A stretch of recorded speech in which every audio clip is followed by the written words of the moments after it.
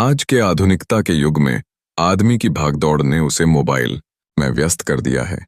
इस कदर इतना व्यस्त हो गया है कि किताबें पढ़ना उसे भूलता जा रहा है। ये हालात बेहद चिंताजनक हैं, क्योंकि कहा गया है कि किताबें मनुष्य की सबसे अच्छी दोस्त होती हैं। वे न केवल ज्ञान का भंडार हैं, बल्कि जीवन के अनेक पहलुओं को समझने की कुंजी भी प्रदान करती हैं। किताबें हमारे जीवन में एक अहम स्थान रखती हैं, खासकर भगवद गीता जैसी ग्रंथ हैं। भगवद गीता केवल एक धार्मिक ग्रंथ नहीं है, बल्कि यह मानवता के लिए एक अमूल्य उपहार है।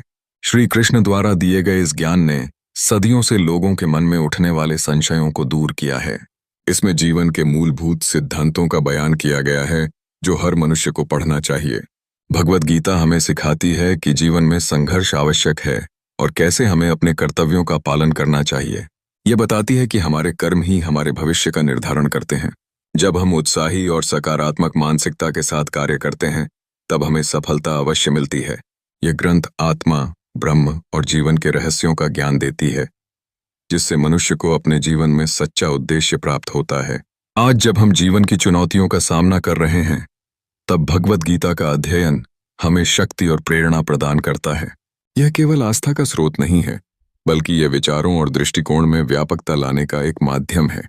ज्ञान की ज्योति को आत्मसात करने के लिए हमें समय निकालना होगा और किताबों से जुड़ना होगा। अंत में, अगर हम चाहते हैं कि आने वाली पीढ़ियां भी ज्ञान की इस धरोहर को समझें और अपनाएं, तो हमें पहले खुद इसका अभ्यास करना होगा। हमें अपने जीवन में किताबों को शामिल करना पड़ेगा और खासकर भगवद गीता को अपने दैनिक जीवन का हिस्सा बनाना होगा। इस प्रकार हम न केवल अपने जीवन को समृद्ध बना सकेंगे, बल्कि समाज में भी एक सकारात्मक बदलाव ला सकेंगे।